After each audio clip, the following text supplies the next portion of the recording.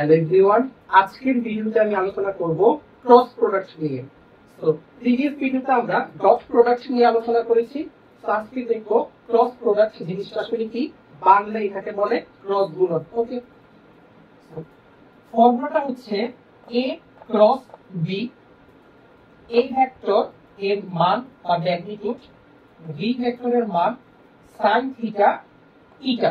So এখানে দেখো দ্বিতীয় আমরা কি করলাম, a ক্রস b যেভাবে আছে সেভাবে লিখলাম, এটাও সেম টু সেম লিখলাম, sin থিটা লিখলাম। তো এই ইটা মানে হচ্ছে একক ভেক্টর, এই দুইটা, অর্থাৎ দুইটা ভেক্টরকে আমি ক্রস গুণন করব। ক্রস গুণন করার পর যে ভেক্টরটা পাবো, নতুন ভেক্টরটা পাবো, সেই ভেক্টরের মানটা হবে নিচে। ওকে, সো দেন দেখো দুই পাশ থেকে a ক্রস b যদি আমি বাদ দিই, এখানে a ক্রস b, এখানে a ক্রস b যদি বাদ দিয়ে দিই, finally sin theta equal to থাকবে আমার ওই দুইটা ভেক্টরের ক্রস গুণনের ভ্যালু মান এবং নিচে সিঙ্গেল অর্থাৎ a ভেক্টরের মান ইনটু b ভেক্টরের মান। সো এটার মধ্যে এই যে a ক্রস b, এখন a ক্রস b আমরা কিভাবে নির্ণয় করব এই জিনিসটা আমরা শিখব।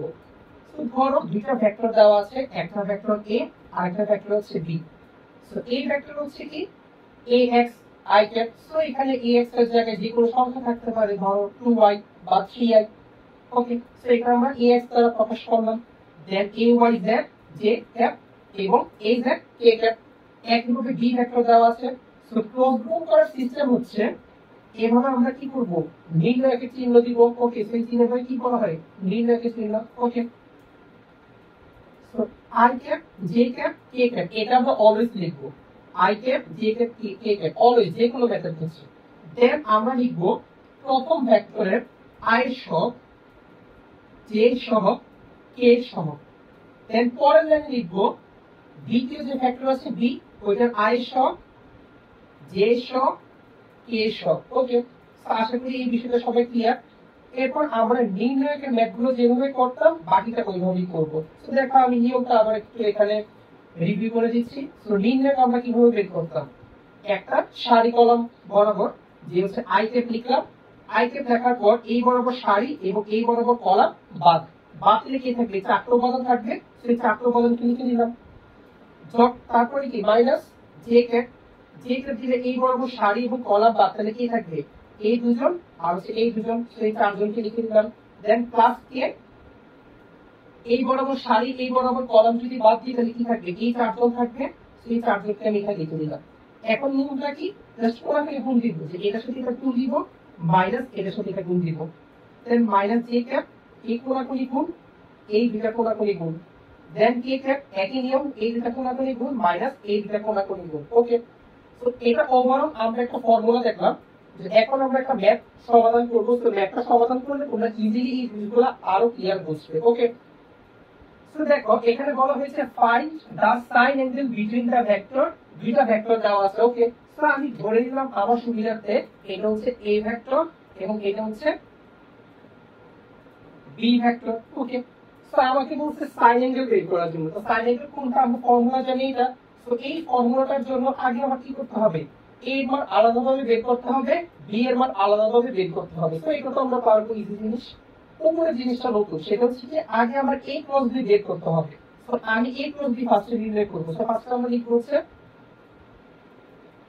a cross b।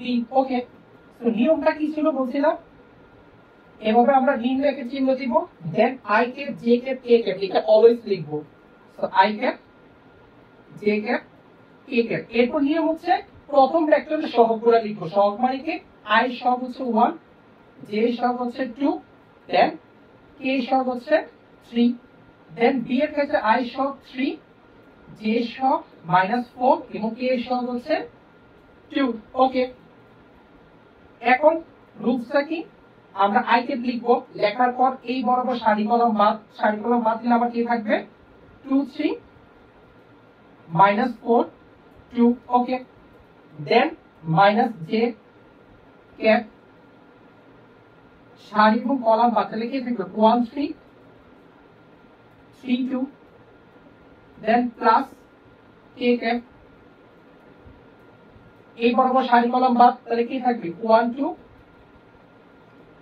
3 4। ওকে, এখন রুলসটা কি, আই ক্যাপ কোনাকুনি গুণ দিব, 2 2 কোণে কত 4 মাইনাস, এই যে এখানে মাইনাস হবে বলছিলাম, মাইনাস দেন 3 4 কত 12, তো কত একটা মাইনাস আছে তাহলে কত -12, সেই মাইনাস আমি মাইনাস দিলে কত হয়ে যাবে প্লাস হয়ে যাবে +12, দেন মাইনাস জে ক্যাপ এখানে 2 কে 2 মাইনাস 3 তে 9, দেন প্লাস কে ক্যাপ এখানে কত আসবে -4 মাইনাস 3 2 করে 6, তো ফাইনালি আসবে হচ্ছে আমার এখানে কত 16 আই ক্যাপ, দেন এখানে আসবে -7, যদি আমি 2 থেকে 90 বিয়োগ করি -7, তো এই মাইনাস আর মাইনাস থেকে প্লাস হয়ে যাবে 7 জে ক্যাপ, দেন এখানে আসবে কত -10, তো এই মাইনাস এর প্লাস এর মাইনাস হয়ে যাবে 10 কে ক্যাপ। তো ফাইনালি এটা হচ্ছে আমার নতুন আরেকটা ভেক্টর, সেটা হচ্ছে কি a ক্রস b। এরপর আমার নির্ণয় করতে হবে কি a ভেক্টরের মান b ভেক্টরের মান, তো আমি এটা ডিরেক্ট এখানে করতে পারবো, তো আমি ডিরেক্ট লিখতে পারলাম, সো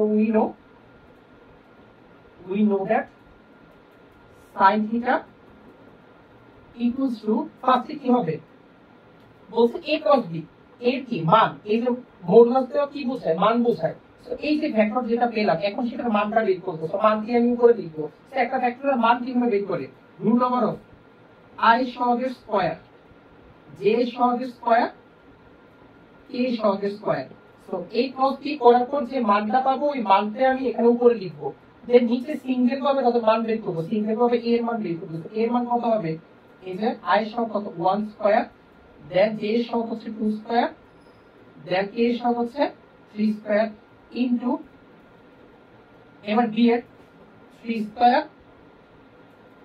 মাইনাস 4 স্কয়ার 2 স্কয়ার। তো ফাইনালি এটা যদি আমরা ক্যালকুলেশন করি sin থিটা ইকুয়ালস টু, এই সম্পূর্ণ পার্টটাকে আমি ক্যালকুলেটরের মাধ্যমে করছি, তাহলে আমরা ডাইরেক্ট রেজাল্টটা পেয়ে যাব, উপরে আছে কত 16 square plus 7 square plus -10 square divided by root over of, এখানে আসবে 1 square plus 2 square plus 3 square into root over of 3 square plus 4 square minus 4 square plus 2 square.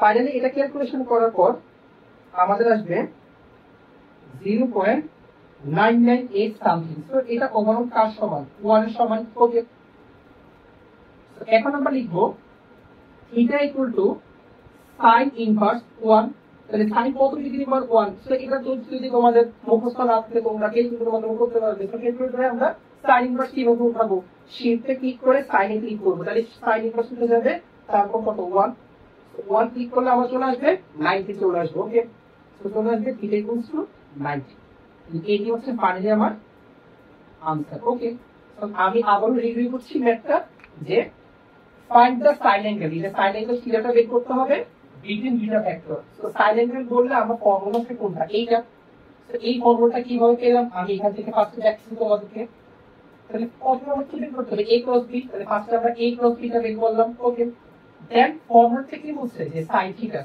Equals to a cross b এর modulus, modulus মানে a cross b করার পর যে ভেক্টরটা পেলাম ওই ভেক্টরের মানটা বসাবো, দেন নিচে হবে কি সিঙ্গেল a ভেক্টরের মান সিঙ্গেল b ভেক্টরের মান, তো ফাইনালি ক্যালকুলেশন করার পর যা পাবো এই হচ্ছে আমার আনসার। সো ক্রস প্রোডাক্ট নিয়ে আজকের ভিডিওতে এটুকু পর্যন্ত থাকবে, পরবর্তী ভিডিওতে ক্রস প্রোডাক্টের আমি আরো কিছু জিনিস নিয়ে আলোচনা করব। তো আজকের ভিডিও এটুকু পর্যন্তই, ধন্যবাদ সবাইকে।